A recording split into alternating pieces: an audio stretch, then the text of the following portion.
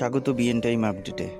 পরিবেশবিদরা, তারপর জাতিসংঘ সমুদ্রের জলের উষ্ণতা বৃদ্ধি নিয়ে, পরিবেশের উষ্ণতা বৃদ্ধি নিয়ে যতই সতর্কতার বার্তা দিক, বাস্তবে সেগুলো যে দেশগুলোর সরকার কতটা গুরুত্ব দিয়ে মানে তা নিয়ে আগেও অনেক প্রশ্ন উঠেছে। আর মেক্সিকোর এই আগুনের ঘটনা সেই প্রশ্নকে আবার একবার উস্কে দিল। ঘটনাটা হলো, মেক্সিকো উপসাগরের মধ্যে আগুন দেখা গেছে। জলের মধ্যে গোলাকার লাভার মতো উজ্জ্বল কমলা আগুনকে সোশ্যাল মিডিয়ায় আগুনের চোখ হিসেবে লেখালেখি হচ্ছিল। 2 জুলাই শুক্রবার ভোর 5:15-র দিকে মেক্সিকোর ইউকাটান উপদ্বীপের পশ্চিমে সমুদ্রের তলদেশে আগুনটা দেখা গিয়েছিল। মেক্সিকোর রাষ্ট্রীয় তেল সংস্থা পেমেক্স জানিয়েছে, ভাইরাল হওয়া ভিডিওগুলিতে যে জ্বলন্ত আগুন দেখা গেছে সেই ঘটনা পেমেক্সের তেলের প্ল্যাটফর্ম থেকে কিছুটা দূরে ঘটেছে। পেমেক্সের মতে পুরো আগুন নেভাতে 5 ঘন্টারও বেশি সময় লেগেছিল। আগুনের কারণ হলো একটা গ্যাসের পাইপলাইন লিক হওয়া। সংবাদ মাধ্যমের খবর অনুযায়ী আগুনটি জলের নিচে থাকা পাইপলাইনে শুরু হয়েছিল, যা কুমালুপ জায়াপ অয়েল ডেভেলপমেন্টের একটি প্ল্যাটফর্মের সাথে যুক্ত। মেক্সিকো উপসাগরের দক্ষিণ প্রান্তে কিউমালুপ জায়াপ অবস্থিত। পেমেক্স কর্তৃপক্ষ জানিয়েছে যে কোনো হতাহতের খবর পাওয়া যায়নি এবং এতে গ্যাস উৎপাদনে কোনো ব্যাঘাত ঘটেনি। সকাল 10:30 নাগাদ এটি পুরোপুরি তারা নিভিয়ে দিয়েছিল। তবে দেখুন, পেমেক্স দুর্ঘটনা নতুন কিছু নয়। এর আগে 2010 থেকে 2017-এর মধ্যে পেমেক্সে অ্যাক্সিডেন্টের কারণে 100 জনের উপর লোক মারা গেছে।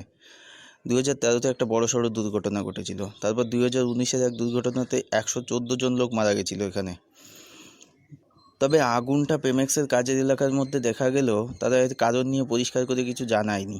এতে কিন্তু আগুনের কারণ হিসেবে আঙুলটা পেমেক্সের দিকে ওঠা স্বাভাবিক ব্যাপার। পেমেক্সের এমনিই আগে বেশ কয়েকটা বড় ধরনের দুর্ঘটনার রেকর্ড রয়েছে। পেমেক্সের তেল নিরাপত্তা নিয়ন্ত্রকের প্রধান অ্যাঞ্জেল ক্যারিলেস টুইটারে লিখেছেন যে এই ঘটনায় কোনো আগুনের শিখা উৎপন্ন হয়নি, কিন্তু সোশ্যাল মিডিয়ার লোকজন বলছে উৎপন্ন হয়েছিল। জলের তলে কী জ্বলছিল তাও তিনি ব্যাখ্যা করেননি। মানে ঘটনাটাকে গুলিয়ে দেওয়ার জন্য বা বলতে পারেন চাপা দেওয়ার জন্য সরকার আর পেমেক্স দুই দলই মাঠে নেমে পড়েছে। আচ্ছা, একটা জিনিস বলে দিই, এখানে কিউমালুপ জায়াপ হলো পেমেক্সের বৃহত্তম অপরিশোধিত তেল উৎপাদনকারী সংস্থা। পেমেক্সের প্রতিদিনের উৎপাদন ক্ষমতা প্রায় 1.7 মিলিয়ন ব্যারেল, যার 40%-এর বেশি এই কিউমালুপ জায়াপ থেকেই তৈরি হয়। পেমেক্স জানিয়েছে কিউমালুপ জায়াপের উৎপাদন ক্ষেত্রে ঝড়, বিদ্যুৎ এবং ভারী বৃষ্টির কারণে টারবাইন মেশিনগুলো ক্ষতিগ্রস্ত হয়েছিল। এই কারণেই হয়তো পাইপলাইনেও লিক হয়েছিল। কিন্তু এই আগুনের কারণ তারা ব্যাখ্যা করেনি। সংস্থাটির কর্মীরা আগুন নিয়ন্ত্রণে নাইট্রোজেন ব্যবহার করেছে বলে রিপোর্টে বলা হয়েছে। পেমেক্সের সংক্ষিপ্ত প্রেস বিবৃতিতে ঘটনার পুরো বিবরণ উল্লেখ করা হয়নি এবং সংস্থা তাৎক্ষণিকভাবে আগুন নিয়ে কোনো মন্তব্যও করেনি। তবে এই ঘটনা নিয়ে মেক্সিকোর রাজনীতিবিদ আর পরিবেশবিদদের মধ্যে দেশের আইন নিয়ে বাদানুবাদ হয়েছে। বর্তমান মেক্সিকো সরকারের প্রতিনিধিরা স্বীকার করতে রাজি না যে এসবের জন্য সমুদ্র তথা পরিবেশের ক্ষতি হচ্ছে। রাজনীতিবিদরা এই ঘটনাগুলোকে যতটা পারছে ছোট করে দেখাতে চাইছে। জলবায়ু সংকটকে তারা অস্বীকার করছেন। জলবায়ু সংকট মোকাবিলার জন্য একটি আইনের প্রস্তাব করেছিলেন আলেকজান্দ্রিয়া ওকাসিও-কর্টেজ। ইনি হলেন একজন ডেমোক্রেটিক পার্টির প্রতিনিধি।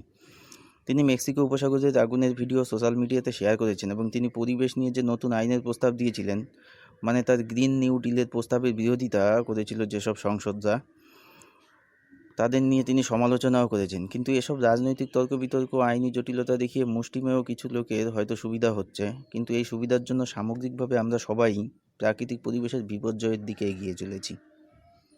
ভিডিও শেষ অবধি থাকার জন্য ধন্যবাদ।